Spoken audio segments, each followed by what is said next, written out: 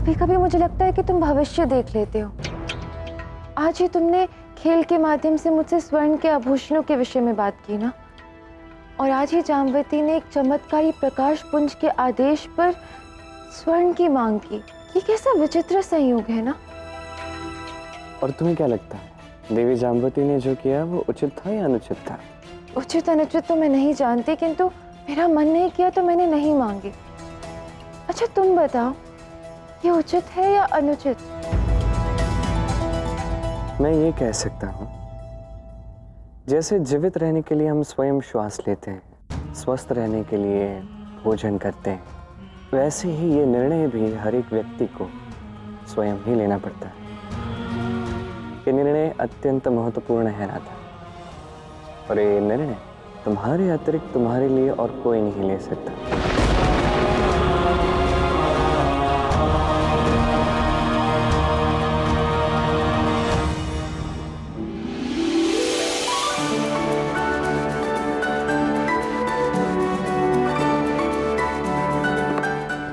जितने भी स्वर्ण आभूषण मेरे पास हैं, मैं सबको पहनूंगी।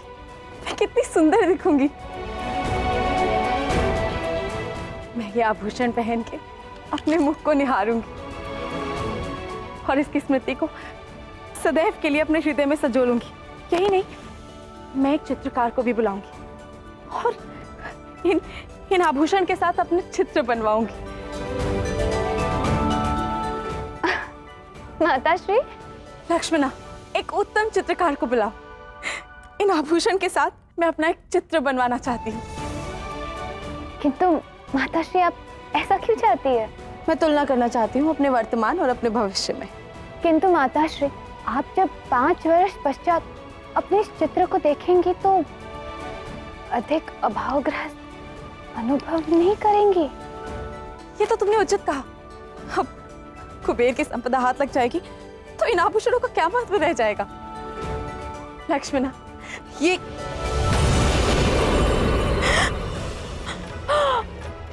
माताश्री, हाँ, ये मेरे आभूषण। लक्ष्मणा, ये क्या हो रहा है? माताश्री, क्या ज्ञात होता है कि ये कोई माया है।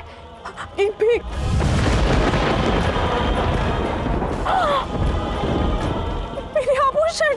लक्ष्मणा, ये क्या हो रहा है? माताश्री, ये तो मुझे भी समझ नहीं आ रहा है। आपके स्पर्श से एक एक करके आपके सारे आभूषण यूं अदृश्य हो रहे हैं। लक्ष्मणा, नहीं माताश्री, अब बुरा मत मानिएगा, किंतु उचित यही रहेगा कि आप अपने इन हाथों से किसी को स्पर्श ना करें, और मुझे तो कतई नहीं।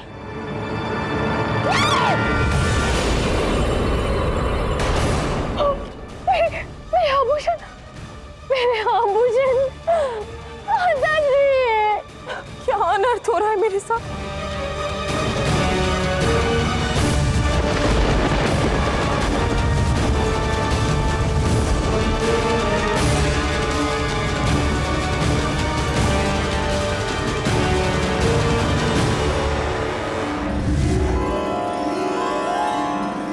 कुछ बड़ा पाने के लिए बहुत कुछ खोना पड़ता है, उसका मूल्य चुकाना पड़ता है।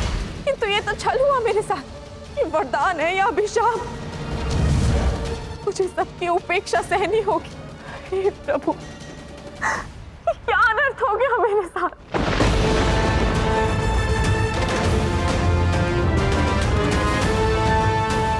तुम्हारे कारण द्वारका में असंतोष और दुख फैल रहा है। मैं तुमसे विनती करता हूं, समय रहते ये सब रोक दो।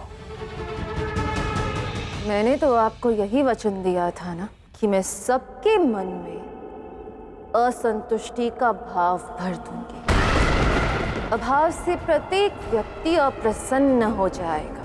जामवती की ही भांति सबके मन में असंतोष भर जाएगा, और उसी असंतोष से सबके भीतर दरिद्रता आ जाएगी। दरिद्रता धन लक्ष्मी का नाश करती है, और आपकी प्रिय राधा कुछ नहीं कर पाएगी।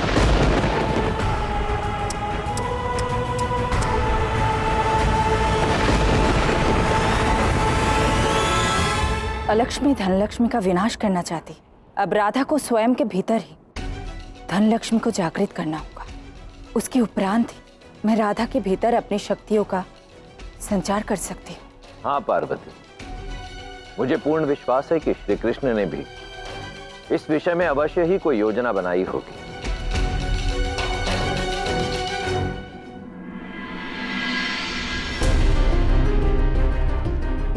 मैं समझ सकती हूँ जाम्बवती, रो मत। अब मुझे इस समस्या का हल करने के विषय में सोचना होगा। किंतु ऐसा कैसे हो सकता है कि केवल स्पर्श मात्र से स्वर्ण अदृश्य हो जाए? माता रेवती, मैंने स्वयं अपने नेत्रों से देखा, सारे स्वर्ण अचानक से ही अदृश्य हो गए। ये कैसी अनहोनी है राधा, अब इसका समाधान कौन करेगा? जाम्बवती को इस क्षण सबके संभल की आवश्यकता है। ज्येष्ठा इस विषय में अब कोई मार्ग दिखा सकती है। देवी जाम्बवती,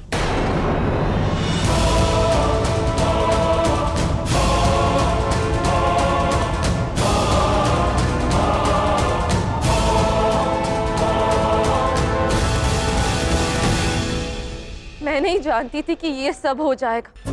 यदि मुझे ज्ञात होता तो मैं आप सबको वर मांगने के लिए कहती ही नहीं। मुझसे त्रुटि हुई है, मुझे क्षमा कर दीजिए। मेरा विश्वास कीजिए, मैं केवल आपकी सहायता करना चाहती थी, किंतु उसके विपरीत देवी जाम्बवती पर इतना संकट आ जाएगा, इसका मुझे अनुमान ही नहीं था। किंतु कोई मेरी रक्षा करो, मेरी सहायता करो। चुप हो जाओ जाम्बवती, सब ठीक हो जाएगा।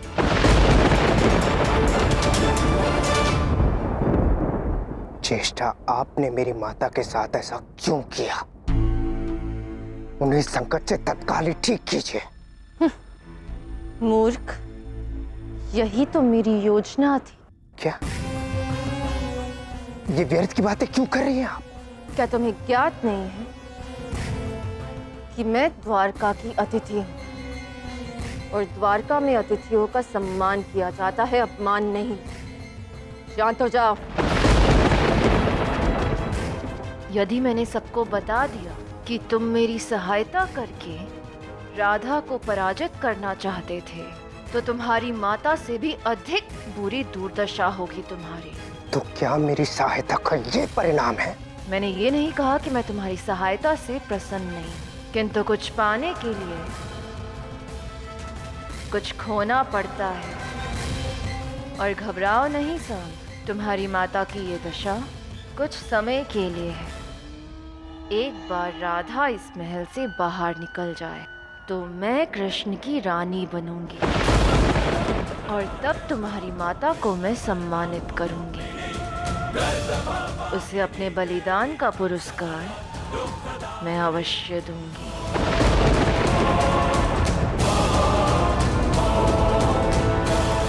ठीक है, यदि ऐसा हो तो उचित है। क्या हुआ, आप सब इतने दुखी क्यों हैं?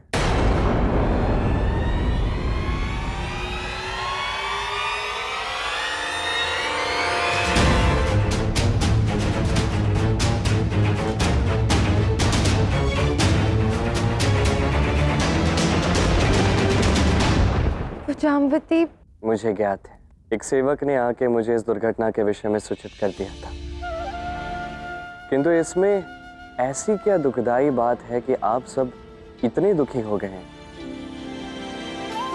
देखिए, स्वर्ण ही तो अदृश्य हो रहा है ना, कोई व्यक्ति तो नहीं। मैं समझता हूँ स्वर्ण आप सबके जीवन में अत्यंत महत्वपूर्ण स्थान पे है, किंतु क्या किसी प्रियजन के आनंद या उसके जीवन से कहीं अधिक बढ़कर है? यदि नहीं है तो इतना दुख किस बात का? श्री कृष्ण, आपको ये इतना सरल लग रहा है, किंतु क्या आपको इस बात का ज्ञात है कि मुझे कितनी अवहेलना और बहिष्कार सहना होगा? कोई मेरे निकट भी नहीं आएगा, मेरा जीवन एक अभिशाप बन जाएगा। श्री कृष्ण, मेरी रक्षा कीजिए। जाम्बवती, मैं समझता हूँ तुम्हारे लिए सरल तो नहीं है। तुम कोई उपाय क्यों नहीं करते? इसमें मैं सहायता अवश्य कर सकता हूं, किंतु रक्षा कोई और ही कर सकता है। बताइए ना, कौन कर सकता है उनकी रक्षा? आज से हम सभी अष्टलक्ष्मी की कथा का पाठ करेंगे। मुझे बताइए, आप सभी को ये स्वर्ण धन लक्ष्मी के मंत्र से जो शक्ति अर्जित हुई थी उसी से प्राप्त हुआ है ना? हाँ, मुझे लगा था कि एक स्त्री का सबसे बड़ा आभूषण स्वर्ण है, उसकी धन लक्ष्मी है। तो आज से हम महालक्ष्मी के धन लक्ष्मी रूप की कथा का श्रवण करेंगे। धन लक्ष्मी के इस रूप के विषय में जानते हैं, उसके अर्थ को और उचित प्रकार से समझते हैं। आइए हम सभी इसी क्षण मंदिर चलते हैं।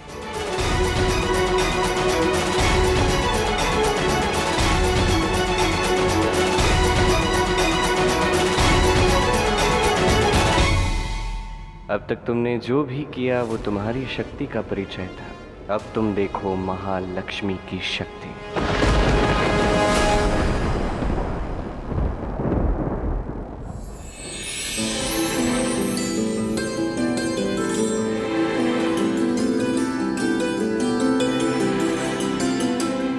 यहाँ तो सारे पुरुष भी उपस्थित हैं, किंतु श्री कृष्ण, वरदान तो हम स्त्रियों ने ही मांगा था ना? इस कथा से जो संदेश मिलता है ये सुनना सभी के लिए आवश्यक है।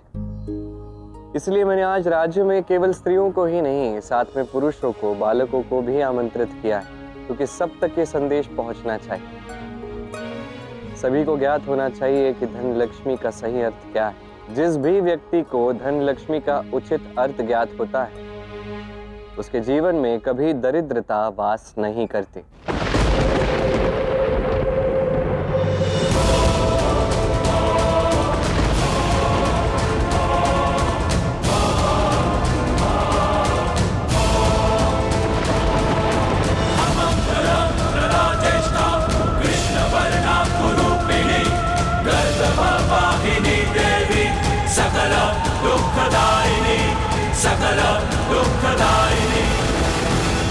ज्येष्ठा, आप इतनी दूर क्यों खड़ी हैं? अरे आप भी आइए, इस कथा का आनंद उठाइए। तो सर्वप्रथम हम आरंभ करते हैं अष्टलक्ष्मी के प्रत्येक नाम के उच्चारण से। सभी मेरे साथ कहिए, आदि लक्ष्मी। आदि लक्ष्मी।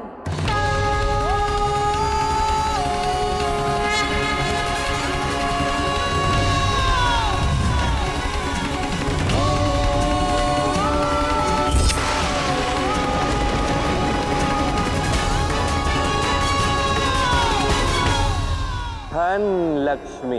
धन लक्ष्मी। धान्य लक्ष्मी। धान्य लक्ष्मी।